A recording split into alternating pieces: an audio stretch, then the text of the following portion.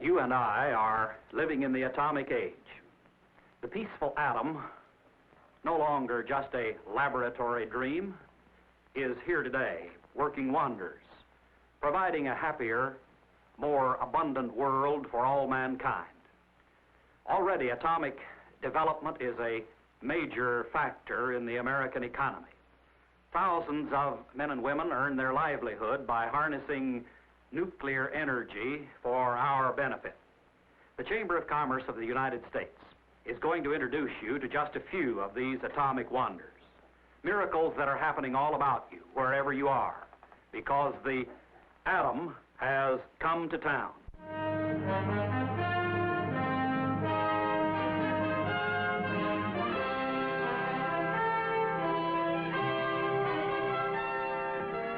Yes, the atom is on its way to brighten our towns and to help manufacture our most dependable and indispensable household servant, electric power. Electricity that illuminates our lives, frees us from drudgery, and brings us in contact with all the world through radio, telephone, and television can now be produced from the energy within the atom. And to some of us, at least, this is surprising news. You know, I don't know what I'd do without my new kitchen. Really, it saves me hours of work every day. But do you suppose that our appliances would run as well on atomic energy? Hey, Sam. You know that someday this machine of yours is going to be operating on atomic power? Yeah? Well, they can run it on kerosene if they want to, just as long as I'm still at the switch. But from what I hear, it'll be quite a while before these atomic power plants even get built. I declare, with all these atomic plants going up everywhere, I wonder if a girl's even safe in her own home. I just hope they know what they're doing. Who's lead? I see by the morning paper we're getting an atom power plant here. I remember when this town got its first electric generating station. I was only a boy. Tom Edison himself came down for the ceremonies, checkmate. The old gent's right about one thing. This town has sure grown up since he was a kid. I don't understand. Why do we need an atomic power plant? Unless maybe it's to make free electricity. Yeah, I suppose that's the reason. Well, no, that's not exactly the reason. But never mind. A lot of other folks are just as confused about the real purpose of atomic energy. And it all begins with a particle of matter so small that it can't be seen under even the strongest microscope. The end of that billiard cue, for instance, could comfortably accommodate more than 1,000 billion atoms. But, infinitesimal as it is, scientists know pretty well just how the atom is constructed. Let's imagine these pool balls are the nucleus of an atom. There would be protons like the red balls and neutrons like the yellow ones, all bound together by powerful forces.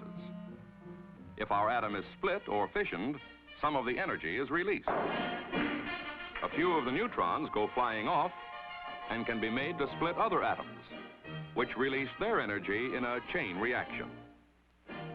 Tremendous heat is generated, and it is this heat that can be harnessed for our use. Every element in the world is made of atoms, but only the atoms of a very few elements can be split in this way. The most important are uranium atoms. Potential energy in just 1 tablespoon of uranium equals the muscle power of 40 million strong men working for an hour, or the heat from more than 750 tons of coal. In fact, 1 tablespoon of uranium is potentially capable of making enough electricity to meet all the needs of an average-sized city for a full day, or your own home for about 500 years. But this is potential atomic energy. In actual practice, only a small amount of the uranium fuel can be burned or fissioned. The trick is to make electric power economically from this usable portion of the fuel. Atomic engineers begin with the simple energy conversion principle by which most of our country's electricity is already being produced. Fire can be used to make steam, and steam can be used to turn a pinwheel. If the spinning pinwheel is attached to a magnet, the invisible lines of magnetic force can be made to cut across the turns of wire in a coil, generating electricity. In today's modern electric power plants, this is exactly what happens. Coal, oil, or gas is burned in huge boilers which produce steam at tremendously high temperatures and pressures. The steam spins a large turbine, which drives a giant generator to create the electricity we use. In an atomic power plant, a reactor is substituted for the boiler. The reactor is a special chamber in which atoms of uranium fuel are split, releasing their pent-up energy in the form of heat. Of course, safety devices are added, including dense radiation shielding and special enclosures such as a steel spear. Otherwise, an atomic power plant is just about the same as any other power plant. It will produce the same kind of electricity and run the same kind of appliances and machines as we are using now. Over the years, our consumption of electricity has increased enormously. 10 years ago, the average use in an American family was about 1,500 kilowatt hours of power a year. Now, with so many more household chores being done electrically, about 3,000 kilowatt hours are needed. And 10 years from now, the average American family may be using twice this amount. The same thing has been happening in our factories. In 10 years, twice as much electricity will be needed to maintain our increasing rate of productivity. Already, the United States, with but 6% of the world's population, uses over 40% of the world's electric power. It's one reason why we enjoy the highest living standard of any nation in the world. In the years ahead, our electric power consumption will continue to increase. More for our homes and more for our factories will bring the nation's total demand to at least 4 times the present level by 1975. Right now, most electric power is made by burning coal, oil, or gas. But although supplies of these fuels are adequate to meet demands for years to come, they are not inexhaustible. Besides, these conventional fuels are needed for many other important purposes in addition to the generation of electricity. As our power requirements increase, a new energy resource, atomic energy, will be needed to supplement our present fuel reserves. Fortunately, known uranium deposits exceed by at least 20 times the combined power-producing potential of all the world's coal, oil, and gas resources. Thus, the real purpose of atomic power development is to assure a continuing abundance of electricity. And already, progress is being made. This atomic power plant, built for the Army, is generating small amounts of electricity at an important base in Virginia. Originally developed for use by the armed forces in overseas locations, this type of station may eventually prove useful in remote areas of this country. Near Los Angeles is another of America's early reactor projects, built as part of the government's nuclear power development program. A California electric utility has installed a power plant to provide electricity from the reactor heat on an experimental basis.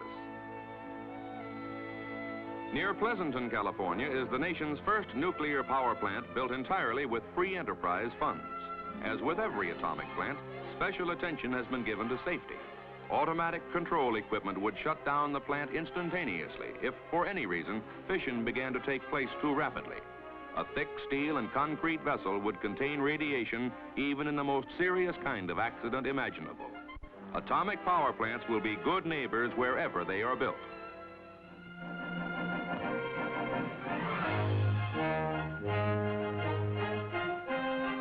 This is Shippingport, Pennsylvania, site of America's first full-scale atomic power station.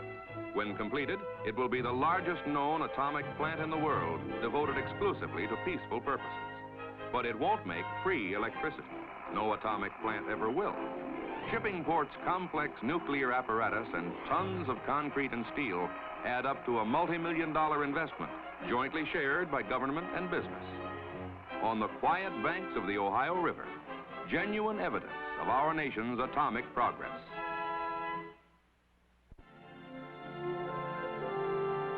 But for the present, at least, this progress must be measured more by the nuclear knowledge we gain than by the actual power we generate. Electric utility executives must choose from hundreds of different designs, all of which are theoretically possible. The most promising must first be tried out in small-scale reactor experiments, then incorporated in actual power plants before their commercial value can be established. It's expensive research, but important plans are underway. This is a model of a 275,000 kilowatt station which will go into operation outside of New York City sometime in 1960. This plant, now under construction near Detroit, will have a different type of reactor, capable of actually manufacturing more atomic fuel than it burns. By 1960, power from this atomic station will be furnished to 500,000 homes in the Chicago area. And in the hills of New England, work is already underway on this modern nuclear project. During the next 10 years, atomic plants will be springing up throughout the nation as America's electrical industry, working in the free enterprise tradition, invests hundreds of millions of dollars in nuclear development. And by 1975, the atom may provide a substantial portion of our total generating capacity. The world will have a brand new energy resource, one that will be vitally needed to assure an abundance of economical electricity for light, for power, and for our continuing high standard of living. But atomic energy can also be shipped in a can in the form of radioisotopes, mysterious products of the atomic age that start out as ordinary elements but become radioactive through exposure to atomic fission. Their radiations are invisible, yet so powerful that just one drop of radioactive water can be detected in a full tank car of ordinary water. At the Oak Ridge National Laboratory, where most radioisotopes are produced, an atomic drugstore is maintained. Here, mechanical hands fill prescriptions for a variety of customers in every corner of the nation. One radioisotope user may be the hospital in your own town. More than 900 medical centers and clinics employ the atom in the fight against disease. Doctors have discovered that radioisotopes can be extremely useful, particularly in the diagnosis of specific ailments. One well-known technique is the atomic cocktail, prepared by mixing a few drops of radioactive iodine with ordinary drinking water. This simple drink, which serves as a tracer, is used by physicians who work with patients suspected of having thyroid trouble. And incidentally, one of its best features is its complete tastelessness. If, as suspected, the patient's thyroid is overactive, the iodine will concentrate in the gland in excessive amounts. Within 48 hours, the radioactive iodine can be traced with atomic detecting equipment. Sensitive instruments measure the thyroid's performance, giving the doctor an accurate picture of the gland's condition and helping him decide on the kind of treatment the patient should have. Several other ailments, including some diseases of the liver and blood, can be diagnosed in much the same way. In larger doses, radioisotopes are also used therapeutically to control diseases such as polycythemia and bring relief for certain types of leukemia. Here at New York's Memorial Center, a cobalt machine is used for deep radiation of cancer. This rotational therapy is similar to X-ray treatment, but the new equipment using a radioisotope source is more flexible in its ability to reach the malignancy. At the New England Deaconess Hospital in Boston, a cancer operation is in progress. As the diseased tissue is removed, a specimen is kept for basic research on the behavior of cancer cells under atomic radiation. In the research institute adjacent to the hospital, the specimen tissues are quickly processed, and then they are incubated in a special fluid medium which supplies nutrition and allows them to continue growing. Finally, the cells are ready for study under a powerful microscope, and their behavior is accurately recorded by a motion picture camera. These are living cancer cells, functioning just as though they were still within the patient. They are splitting apart in the process of mitosis, the way in which all cells multiply, and the way by which the disease spreads in the body. Medical science is searching for a reliable means of destroying the cells completely through radiation. A small amount of radioactive material is placed over the laboratory culture. The cells are exposed for a short time to atomic bombardment.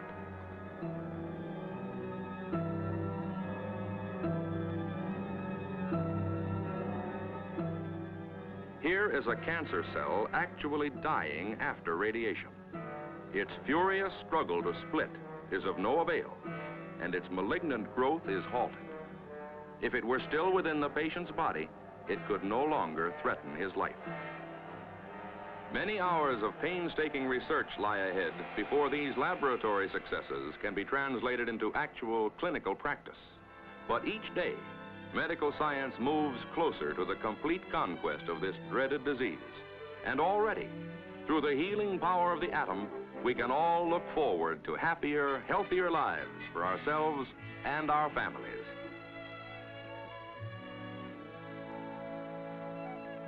The atom has come to the farm, too. With radioisotopes, agricultural specialists are learning important new facts about plants and livestock. These youngsters may not realize it, but they're growing up in a unique laboratory at the University of Maryland, where their mothers are cooperating in some highly unusual research. The ordinary dairy cow is a remarkable factory. She's one of nature's few animals capable of converting grass into milk. Yet how she does it, and why some cows give more milk than others, has largely remained a mystery. Now, some of the answers are being discovered with radioisotopes. Various chemicals, similar to those the cow might get in her regular food, are harmlessly injected into her bloodstream. The chemicals have first been tagged with a radioisotope, but since the cow doesn't know this, she processes them just like any other diet. And later, she returns them to the professors in the conventional manner. In the laboratory, the sample is broken down into its major components to see how much of the radioactive injection was actually converted into first-quality milk. A Geiger counter provides the data with an accuracy never before obtained. New clues to cattle nutrition, which will mean more milk and better milk on our breakfast tables. Even the dependable cow is getting help from the atom.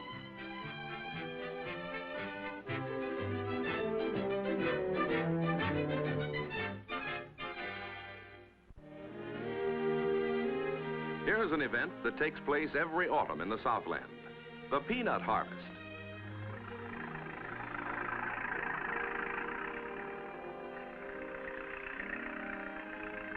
At this experimental farm operated by North Carolina State University, the peanuts, being so carefully classified and tagged, were grown from seeds radiated in atomic reactors. Radiation upsets normal hereditary characteristics, creating new plant families with widely varying qualities. Plant biologists select only a few for development into permanent strains. Experimental cultivation of these new varieties has been encouraging. There is a good chance of boosting acreage yield by 10 to 15%, and the atomic peanut's stronger resistance to blight may eventually save millions of dollars every year. These are giants created by radiation. We can imagine their future impact on the peanut-buying public.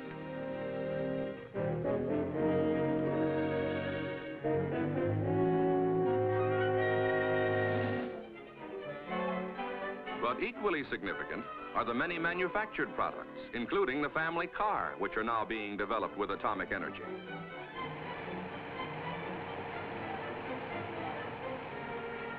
Radioisotopes are among the more important research tools in Detroit. In factory laboratories, automotive men assemble special engines with operating parts which have been made radioactive. As these unique power plants run on the test stands, any metal which wears away is collected in the lubricating oil, and the oil is circulated through an atomic scintillation counter. Being radioactive, the most minute metal particles can be detected, providing an accurate indication of the rate of engine wear. This is vital information for the men who are now designing the better cars of the future.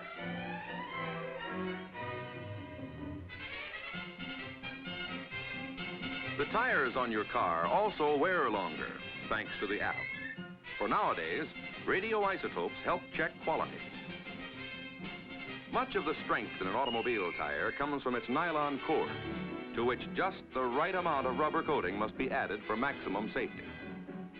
After the coating has been applied, the fabric passes under an atomic thickness gauge. This device can tell immediately whether the proper amount of rubber is being added.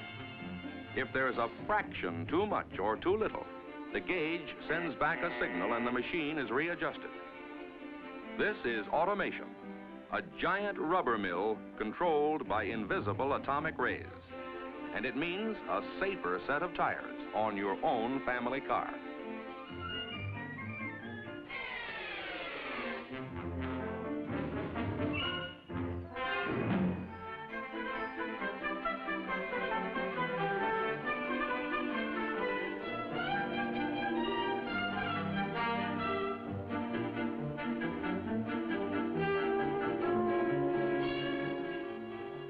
Even your toothpaste may be a product of the atomic age. These teeth, which have first been made radioactive at Oak Ridge, are being scrubbed with a new toothpaste containing stannous fluoride, a chemical which makes them harder to dissolve. After their laboratory brushing, the teeth are dunked in acids similar to those which are formed in the mouth and cause tooth decay.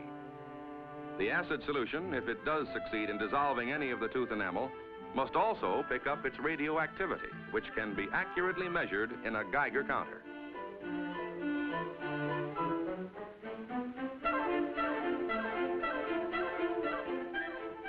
The count is low, indicating the new toothpaste with stannous fluoride will do its job of preventing cavities. Home from a trip? You may have been carrying an atomic suitcase. At least its tough plastic skin, which absorbs the abuse of baggage rooms and luggage racks, may have been made in machinery controlled by radioisotopes. An atom ray thickness gauge sends a specified amount of radiation through the plastic as it travels between the rollers, making sure that thickness stays within prescribed limits. Already, more than 1,200 American businesses are using the atom to help manufacture their products, from raincoats to razor blades. Yet, it's really just a beginning. In the next few years, atomic radiation may lead to major changes in several of our most important industries, particularly the petroleum industry.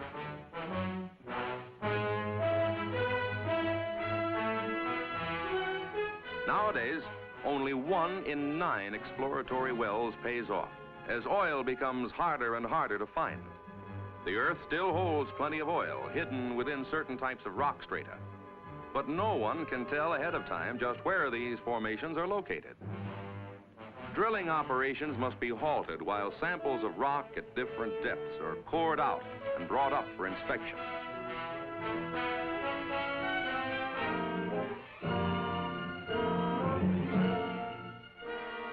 Thousands of feet of pipe are yanked from the well and lassoed to the top of the derrick. It's back-breaking, time-consuming, expensive work. At last, from a depth of almost a mile, the cored-out rock reaches the surface and is quickly rushed to a laboratory for detailed chemical analysis.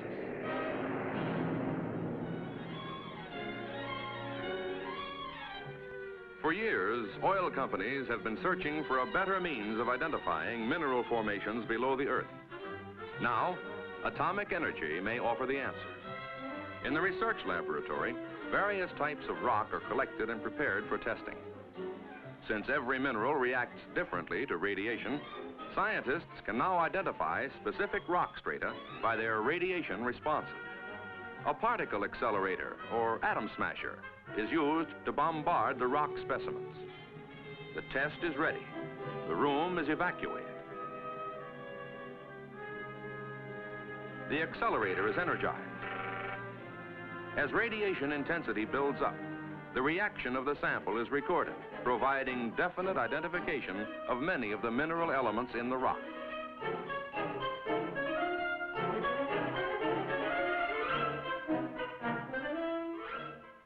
Now, just one additional technique remains to be perfected.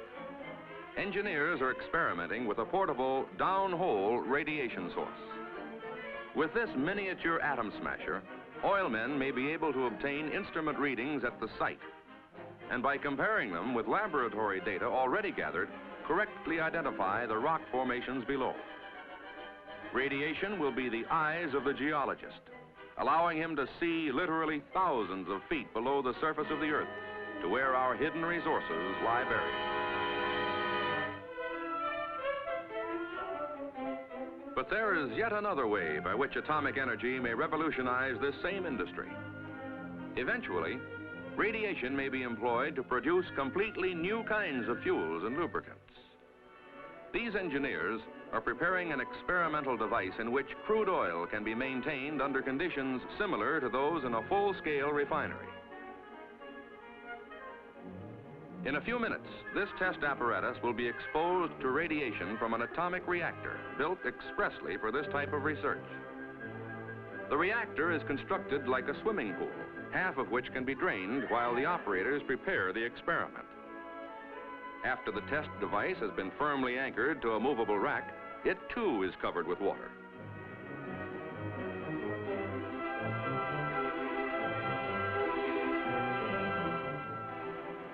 The experiment is moved into position next to the reactor's uranium core.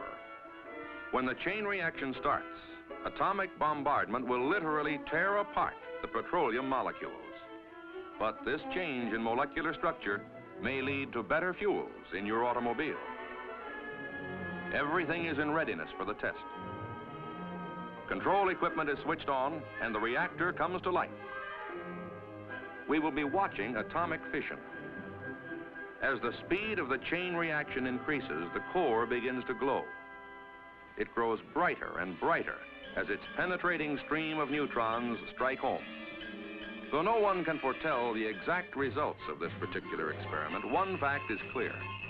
It is through research such as we see here that our greatest hopes for the atom will be realized. And in a free country, with a free enterprise economy, there are no bounds to what man's creative ingenuity can accomplish. Already, atomic energy can bring us electric power, cure disease and relieve suffering, help raise our food, produce our material goods, make our homes more comfortable and our communities more prosperous.